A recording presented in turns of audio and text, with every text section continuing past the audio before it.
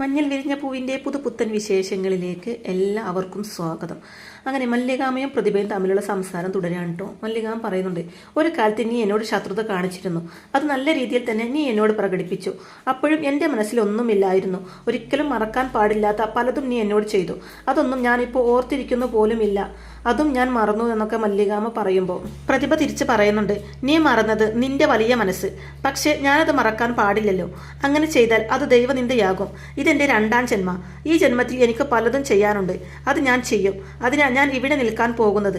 പാടില്ലെന്ന് നീ പറയരുത് എന്നൊക്കെ പറയുമ്പോൾ നീ നിന്നോ, എത്ര കാലം വേണമെങ്കിലും നിന്നോ, എനിക്കൊരു പരാതിയും ഇല്ലാന്ന് മല്ലികാമ പറയുന്നുണ്ട് കേട്ടോ.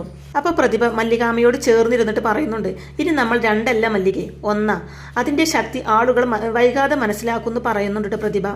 അപ്പോൾ ഞങ്ങളോൻ ചിത്തിര ചോദിക്കുമ്പോൾ രണ്ടച്ഛമ്മമാരും അവരുടെ കൊച്ചുമക്കളെ മടിയിലിരുത്തി സ്നേഹിക്കുന്നുണ്ട് കേട്ടോ. അവർക്ക് ഉമ്മയൊക്കെ കൊടുക്കുന്നുണ്ട്.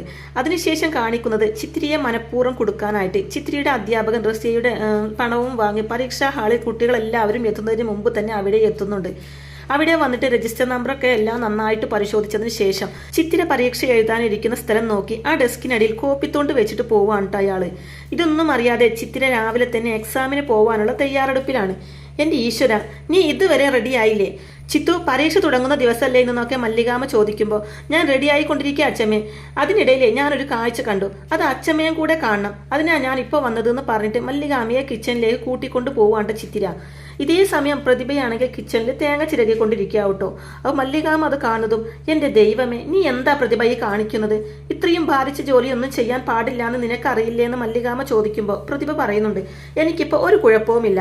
പിന്നെ ഈ തേങ്ങ തിരുമ്പുന്നത് അതൊരു ഭാരിച്ച ജോലിയാണോ എന്ന് ചോദിക്കുന്നുണ്ട് കേട്ടോ.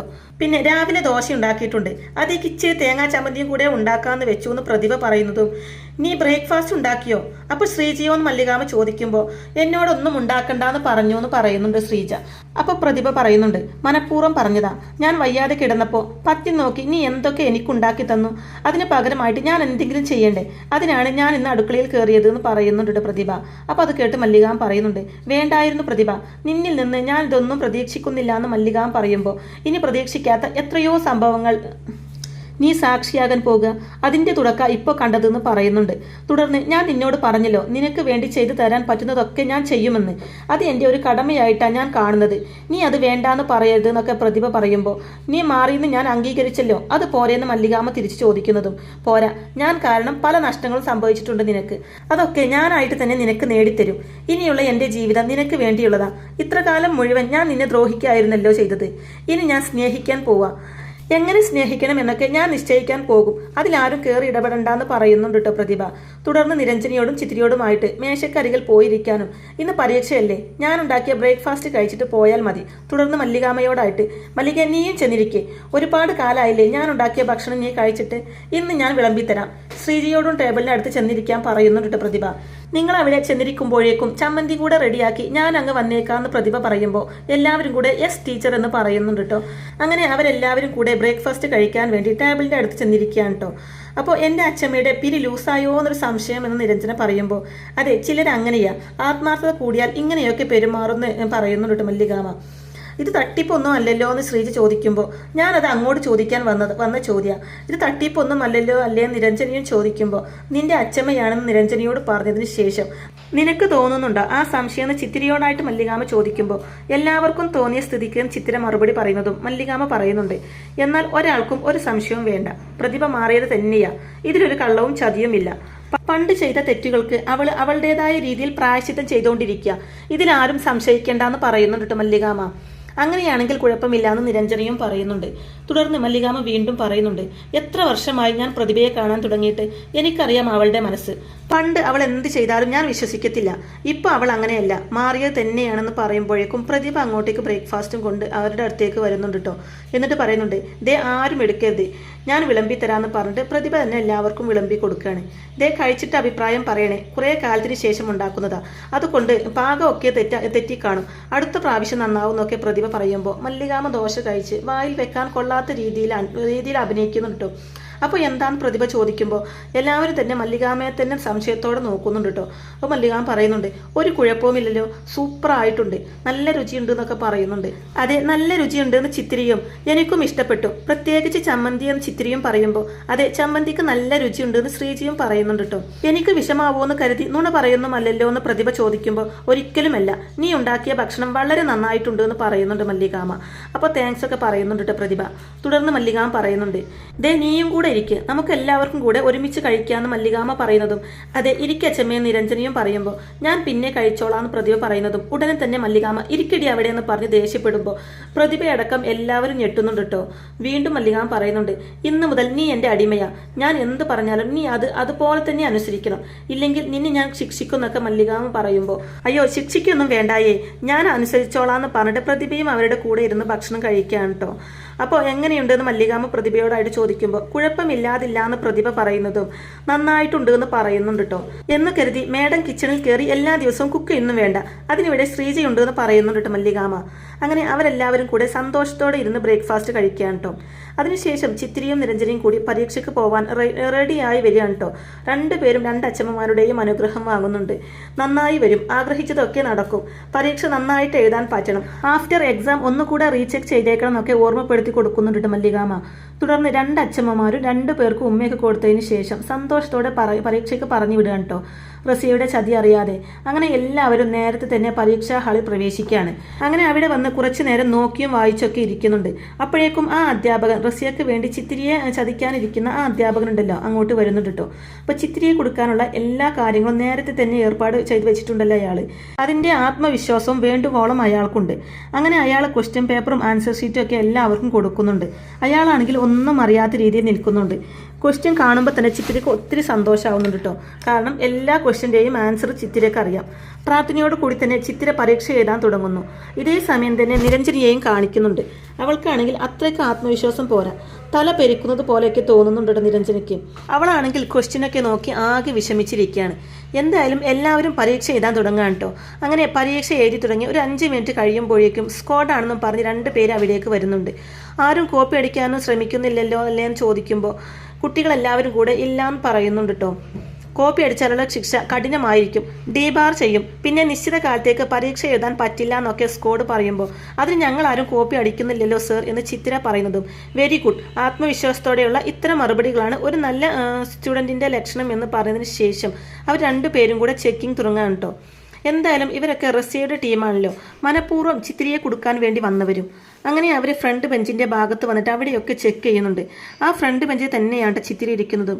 അങ്ങനെ ചിത്തിരിയുടെ പേപ്പറൊക്കെ എടുത്ത് നോക്കുന്നൊക്കെയുണ്ട്. അപ്പോൾ അവിടുന്ന് ഒന്നും കിട്ടുന്നില്ല. അതുകൊണ്ട് തന്നെ പുറകിലേക്ക് പോയി അവിടെ ചെക്ക് ചെയ്യുന്നുണ്ട്.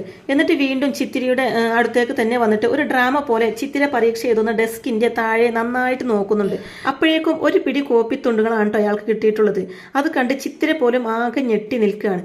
നിരഞ്ജനയൊക്കെ എന്തിന്, കുട്ടികളെല്ലാവരും ഞെട്ടി നിൽക്കുകയാണ്. വാട്ട് ഈസ് ദീസ് എന്ന് അയാൾ ചോദിക്കുമ്പോൾ എനിക്കറിയില്ല ചിത്തിര പറയുന്നതും കുട്ടി അറിയാതെ പിന്നെ ആരാ ഇത് ഇവിടെ കൊണ്ടുവച്ചതെന്ന് ചോദിക്കുമ്പോൾ എനിക്കറിയില്ല എന്ന് തന്നെ പറയുന്നുണ്ട് ചിത്തിര. ഇവിടെ ആരും കോപ്പി അടിക്കില്ല എന്ന് പറഞ്ഞപ്പോഴേ എനിക്ക് സംശയമുണ്ടായിരുന്നു നീ അങ്ങനെ ചെയ്യുന്നുണ്ടെന്ന്.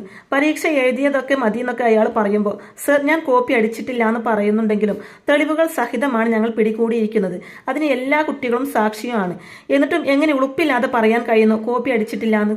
കുട്ടിക്ക് പരീക്ഷ എഴുതാൻ പറ്റില്ല എന്നൊക്കെ പറയുമ്പോൾ ചിത്തിര ആകെ തകർന്നു പോകുന്നുണ്ട് കേട്ടോ. നിസ്സഹായതയോട് കൂടി അയാളെ നോക്കുമ്പോൾ വെപ്രാളപ്പെട്ടിട്ടും തുറച്ചു നോക്കിയിട്ടൊന്നും ഒരു കാര്യവുമില്ല എന്ന് സ്ക്വാഡ് പറയുമ്പോൾ ഇവൾ ചെയ്ത തെറ്റ് എന്താണെന്ന് സർ പറഞ്ഞില്ല നിരഞ്ജന ചോദിക്കുന്നതും കുട്ടി കണ്ടില്ലേ കോപ്പി അടിക്കാനുള്ള സാധനങ്ങൾ പിടിച്ചെടുത്തതെന്ന് സ്ക്വാഡ് ചോദിക്കുമ്പോൾ അത് ഇവൾ കൊണ്ടുവച്ചതാണെന്ന് സാറിന് എങ്ങനെ മനസ്സിലായി? വേറെ ആരെങ്കിലും കൊണ്ടുവച്ചതാണെങ്കിലോ നിരഞ്ജന ചോദിക്കുമ്പോൾ കുട്ടി ആരാ ഇതിലിടപെടാൻ? എന്നെ ചോദ്യം ചെയ്താലുണ്ടല്ലോ ഞങ്ങളുടെ അധികാരം ഞങ്ങൾ കാണിക്കും, മര്യാദക്ക് പെരുമാറിയില്ലെങ്കിൽ നിന്നെയും ഞങ്ങൾ ഉൾപ്പെടുത്തുന്നൊക്കെ ഭീഷണിപ്പെടുത്തുന്നുണ്ട് കേട്ടോ അവർ. അപ്പോൾ അത് കേട്ട് ചിത്തിര പറയുന്നുണ്ട് വേണ്ട നീരു, അച്ഛമ്മയെ വിവരം അറിയിക്കാം, അച്ഛമ്മ വന്നാലേ ശരിയാകൂ എന്ന് പറയുന്നുണ്ട് ചിത്തിര. അങ്ങനെ അവർ ചിത്തിരിയുടെ പേപ്പറൊക്കെ എടുത്തുകൊണ്ട് ചിത്തിരിയെ പരീക്ഷ എഴുതാൻ സമ്മതിക്കാതെ കൊണ്ടുപോവാണ് കേട്ടോ. ഇവിടെ മല്ലികാമയാണെങ്കിൽ ഇതൊന്നും അറിയാതെ പ്രതിഭക്കും ശ്രീജക്കും ഒപ്പം സന്തോഷത്തോടെ സംസാരിച്ചിരിക്കുകയാണ് കേട്ടോ. അപ്പോഴാണ് കേട്ടോ ഹരി വിളിച്ച് ഇവരെ മല്ലികാമയെ അറിയിക്കുന്നത്. കോപ്പിയടി എന്ന് പറഞ്ഞ് ചിത്തുവിനെ പരീക്ഷാ ഹാളിൽ നിന്ന് പിടിച്ചു എന്ന് ഹരി പറയുന്നതും ശരിക്കും ഷോക്കേറ്റ പോലെ ആവുന്നുണ്ട് കേട്ടോ മല്ലികാമ. പരീക്ഷ എഴുതാൻ അനുവദിക്കാതെ പിടിച്ചു വെച്ചിരിക്കുകയാണെന്ന് പറയുന്നതും ചിത്തു കോപ്പി അടിച്ചെന്നോ ആരാടാ ഈ നുണ പറഞ്ഞതെന്ന് ചോദിക്കുമ്പോൾ എന്തോ ഒരു ചതി നടന്നിട്ടുണ്ട് അച്ഛമ്മ വേഗം സ്കൂളിൽ എത്തണമെന്ന് ഹരി പറയുമ്പോൾ എൻ്റെ കുഞ്ഞിനെ പരീക്ഷ എഴുതാൻ അനുവദിക്കാത്തത് ആരാണെന്ന് എനിക്കറിയണമെന്ന് പറഞ്ഞ് ഫോൺ കട്ട് ചെയ്ത് മല്ലികാമ്മ ഉടനെ തന്നെ പോവാൻ തുടങ്ങുന്നതും ഞാനും കൂടെ വരാമെന്ന് പ്രതിഭ പറയുന്നുണ്ടെങ്കിലും വേണ്ട ഇതിൽ ഞാൻ മതി, ഞാൻ പോയിട്ട് വരാമെന്ന് പറഞ്ഞുകൊണ്ട് മല്ലികാമ്മ വേഗം തന്നെ ചിത്തിരിയുടെ അടുത്തേക്ക് പോവാണ് കേട്ടോ. അങ്ങനെ മല്ലികാമ്മ പോയതിനു ശേഷം ചിത്തു ഒരിക്കലും കോപ്പി അടിക്കില്ലല്ലോ, പിന്നെ എങ്ങനെ അവളെ പിടിക്കുന്നതും പ്രതിഭ ശ്രീജയോടായിട്ട് ചോദിക്കുമ്പോൾ അതാ എനിക്കും മനസ്സിലാവാത്തതെന്ന് ശ്രീജ പറയുന്നതും എന്തായാലും മല്ലിക അങ്ങോട്ട് പോയിട്ടുണ്ടല്ലോ, വേണ്ടത് വേണ്ട പോലെ അവൾ ചെയ്തോളൂ എന്ന് പറയുന്നുണ്ട് പ്രതിഭയും. മല്ലികാമ്മ ചിത്തിരിയുടെ അടുത്തേക്ക് എത്തുന്നതും ചിത്തിര അച്ഛമ്മയെന്ന് വിളിച്ചു കരയുമ്പോൾ ചിത്തിരിയെ ആശ്വസിപ്പിക്കുന്നുണ്ട് മല്ലികാമ്മ. നമുക്ക് ശരിയാക്കാന്നൊക്കെ പറയുമ്പോൾ എന്ത് ശരിയാക്കാന്ന്, ഇത് ശരിയാക്കാനൊന്നും പറ്റില്ല, നിങ്ങളുടെ കൊച്ചുമോളുടെ ഭാവി ഇതോടെ തീർന്നു എന്ന് സ്കോഡ് പറയുന്നതും മല്ലികാമ്മയ്ക്ക് അത് കേട്ട് നല്ല ദേഷ്യം വരുന്നുണ്ടെങ്കിലും അതൊന്നും പുറത്ത് കാട്ടാതെ അങ്ങനെ പറയരുത് സർ, റാങ്ക് കിട്ടേണ്ട കുട്ടിയാ, ഈ കുട്ടിന്റെ ജീവിതം നശിപ്പിക്കരുത് എന്നൊക്കെ താഴ്മയോടെ പറയുമ്പോൾ അവർ പറയുന്നുണ്ട് അത് ആലോചിക്കേണ്ടത് ഈ കുട്ടിയാ, കോപ്പി അടിക്കുമ്പോൾ ചിന്തിക്കണമായിരുന്നു പിടിക്കപ്പെടുമെന്ന്, കുറ്റം ചെയ്തിട്ട് പശ്ചാത്തപിച്ചാൽ അത് കുറ്റമല്ലാതായി മാറുമെന്നൊക്കെ അവർ ചോദിക്കുമ്പോൾ സർ എൻ്റെ കുഞ്ഞ് കുറ്റം ചെയ്യില്ല, കോപ്പി അടിച്ചിട്ട് വേണ്ട എൻ്റെ കുഞ്ഞിനെ ജയിക്കാൻ, നിങ്ങൾ ഈ സ്കൂളിലെ സാറുമാരുടെ അടുത്തൊന്ന് ചോദിച്ചു നോക്ക്, അവർ പറഞ്ഞു തരും ചിത്തിര ആരാന്നുള്ളതെന്നൊക്കെ പറയുന്നുണ്ട് മല്ലികാമ്മ. അതേ സാറേ, മിടുക്കി കുട്ടിയാ ചിത്തിര, അവൾ ഇങ്ങനെ ഒരു തെറ്റ് ചെയ്യില്ല എന്ന് ആ സ്കൂളിലെ ഒരു ഉദ്യോഗസ്ഥൻ പറയുന്നുണ്ട് കേട്ടോ.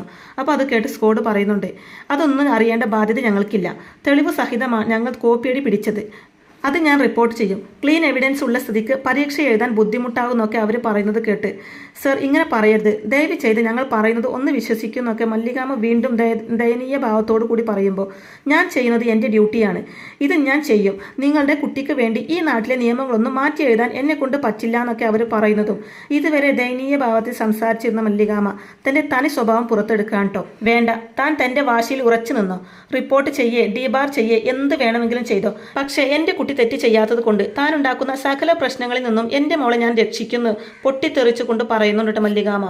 അപ്പോൾ ഇത്തിരി ബുദ്ധിമുട്ടാകുന്നു സ്കോഡ് പറയുന്നതും ബുദ്ധിമുട്ടും സർ, നിരപരാധിയായ എൻ്റെ കുഞ്ഞിനെ രക്ഷിച്ചെടുക്കാൻ ഞാൻ ബുദ്ധിമുട്ടും, ഈ പ്രശ്നത്തിൽ എവിടെയോ എന്തോ ഒരു കള്ളക്കളി നടന്നിട്ടുണ്ട്, അത് ഞാൻ കണ്ടുപിടിക്കും, തെറ്റ് ചെയ്തവർ ആരാണെങ്കിലും ഞാൻ അവരെ പുറത്തു കൊണ്ടുവരുന്ന മല്ലികാമ്മ ആത്മവിശ്വാസത്തോടെ പറയുമ്പോൾ നിങ്ങൾ എന്ത് വേണമെങ്കിലും ചെയ്തോളൂ, ഞങ്ങൾക്ക് ഞങ്ങളുടെ ഡ്യൂട്ടി ചെയ്യാതിരിക്കാൻ പറ്റില്ല എന്ന് പറയുന്നുണ്ട് സ്കോഡ്.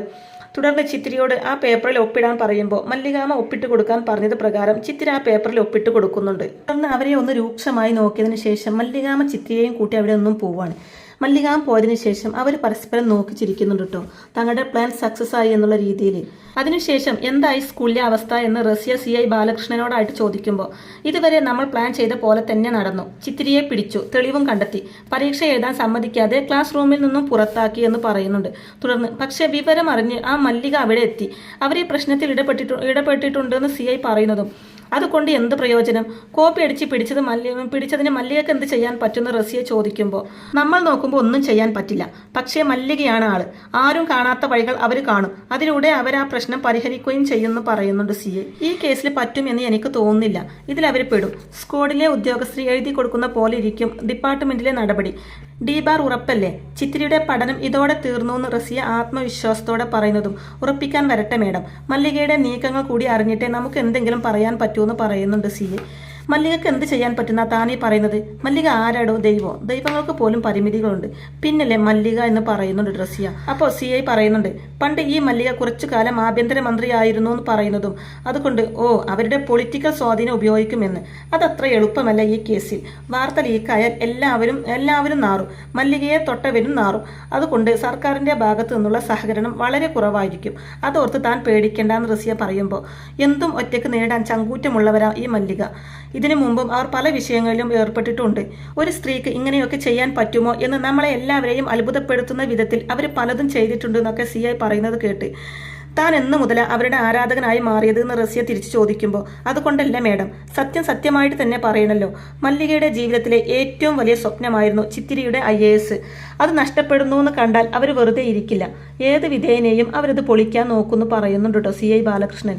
നോക്കട്ടെ, അവർ ശ്രമിക്കട്ടെ, നമുക്ക് നോക്കാം ഇത്തവണ അവരുടെ ശ്രമം ജയിക്കോ എന്ന് പറയുന്നുണ്ട് കേട്ടോ റസിയ CI ബാലകൃഷ്ണനോടായിട്ട്.